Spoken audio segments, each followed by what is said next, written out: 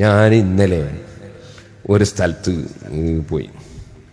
അപ്പോൾ അവിടുത്തെ ഉസ്താദ് എന്നോട് പറഞ്ഞു, നിങ്ങളെ പ്രസംഗത്തിന് ശേഷം ബുർദുണ്ട്, അതുകൊണ്ട് നിങ്ങളൊന്ന് പറയണം, ആളുകൾ ബുർദ കേൾക്കാതെ പോയി പോകുന്നത്. അപ്പം ഞാൻ ബുർദൻ്റെ കുറേ ബഹുമാനമൊക്കെ അവസാനം പറഞ്ഞു, എല്ലാവരും ഇരിക്കണം എന്ന്. ഞാനിങ്ങ് ഇറങ്ങിയ ഉടനെ തന്നെ ഞാൻ പറഞ്ഞു ബുർദ ഉടങ്ങിക്കൊള്ളിന്ന് പറഞ്ഞ് ഞാൻ ഇറങ്ങിയ ഉടനെ തന്നെ കുറച്ച് കുട്ടികൾ സ്റ്റേജ് മുഖേന ഇങ്ങനെ ആയിപ്പോരുത്.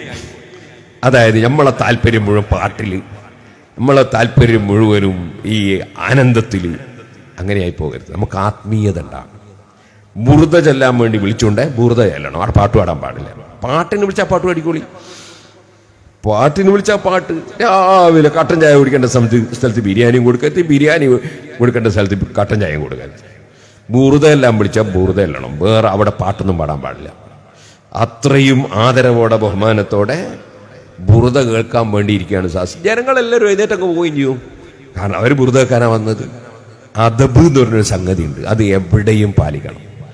അതിലേറ്റവും വലുതാണ് ഈ മൗലിദ്, ബുർദ, കിതാബ്, ഖുർആന്, ഹദീസ്, ഇൽമ്, ആലിമ്, ഉസ്താദ്, ബാപ്പ, ഉമ്മ, പ്രായമുള്ളവർ, ഗുരുനാഥന്മാർ, അവിടെ ഒക്കെ അദബ് പാലിക്കണം.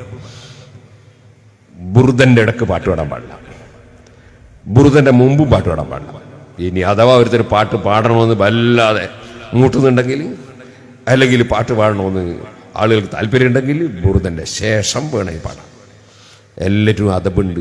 തഖ്ദീം വഖദ്ദിമിൽ അഖസ്സ ഫി ഇത്തിസാലി വഖദ്ദിമ മാ ശിത ഫി ഇൻഫിസാലി. അഖസ്സിനെ മുന്തിക്കണം ഇവിടെ. അപ്പൊ എപ്പോഴും നിങ്ങൾ കാണുന്നില്ലേ, ഖുർആൻ കൊണ്ട് തുടങ്ങുക, അല്ലെങ്കിൽ ഹദീസ് കൊണ്ട് തുടങ്ങുക.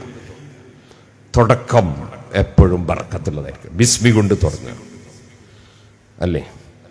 ഹംദ് കൊണ്ട് തുടങ്ങുക, സലാത്ത് കൊണ്ട് തുടങ്ങുക. അപ്പൊ ബുർദ പാടുന്ന സദസ്സുകളിൽ ഒരിക്കലും പാട്ടുപാടി തുടങ്ങാൻ പാടില്ല.